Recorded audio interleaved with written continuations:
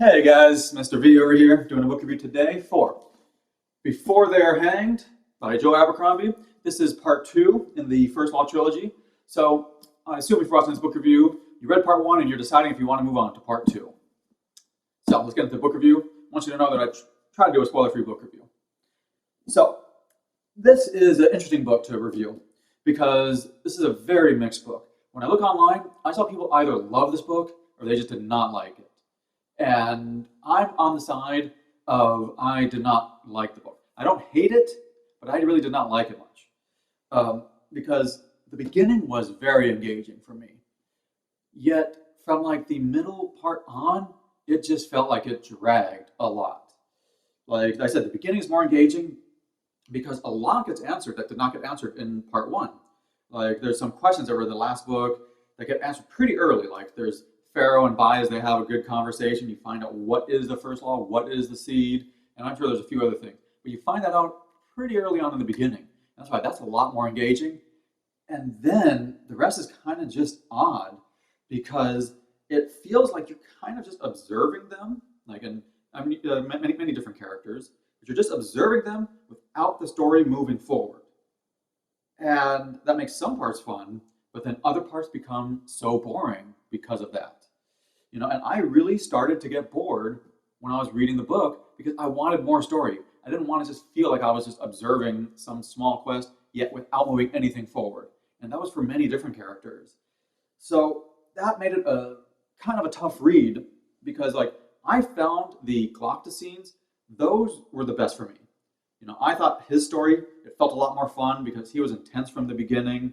He's an intense character. You guys remember from book one, he's an intense character. And now he's given more power. It's not unlimited power. So then you see there's like a power struggle and how does he handle it? And I really enjoyed his chapters. But the other character stories really bored me a lot of times. Yes, some things get answered, but a lot of it is just boring because you're just observing them and it's like it has nothing to do to move the story. So that was kind of tough.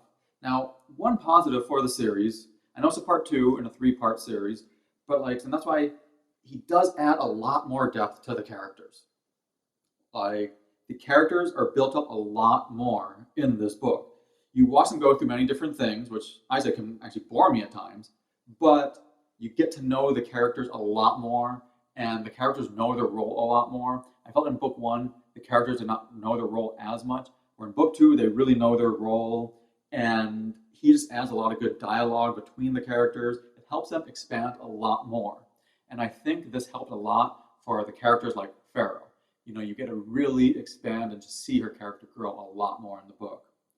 But this alone can't keep the story going, and that's a difficult part I found because then I felt I just thought some of it was just boring. Like I did not feel connected to the story. I don't know what it was. I felt I was bored at times and just did not feel connected. And while he does build up the characters a lot more, you get more in depth about the characters. The problem I had is it has the same style as book one was. How there would be like a chapter devoted to a character, and that part's cool.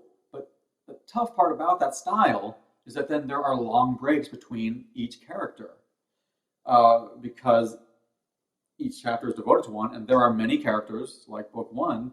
So sometimes you're going 3 to even 5 chapters without certain characters. And because of that, you start to lose interest in some of the characters, or you forget some of the minor parts about the character. And I feel that can also hurt the character, even hurt the storyline a bit when you go that long without some of those characters, and there's just so many characters. And it can be an interesting format, but it can also be a tough format when you're reading it. The other part, which was tough about this book, was I was sometimes confused on like who was fighting who and like who was on which side. Sometimes I forget like who is supposed to be on the good side or the bad side, and it was sometimes a little confusing with that. I was not the only that felt this way. I looked online. Some others also felt confused, but it's tough looking online because you don't want to get any spoilers.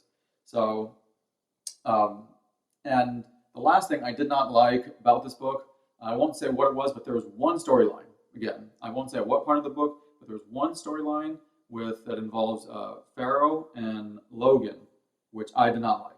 I did not like that storyline. To me, it just did not fit. It felt weird. It was just did not fit. It was one storyline which I won't say.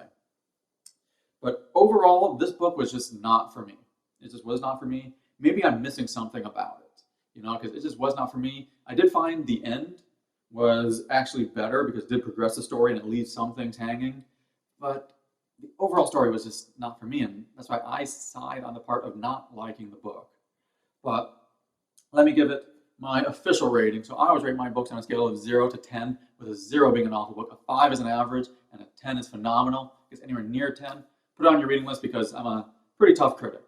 Because again, 5's average. So this book, 4, Before They Are Hanged, part 2 in the First Law Trilogy, I'm rating this book a 4. Remember, 5's average, so this is below average.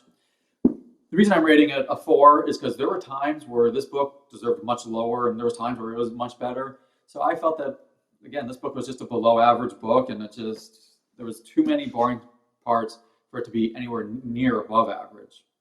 But if you guys enjoyed the book review, click on the subscribe button. It's because I always upload multiple different types of book reviews. If you guys have any comments, please post it in the comment section below, because maybe you can explain to me what I'm missing in this book. But thank you for watching my book review today. This is Mr. V. Go enjoy.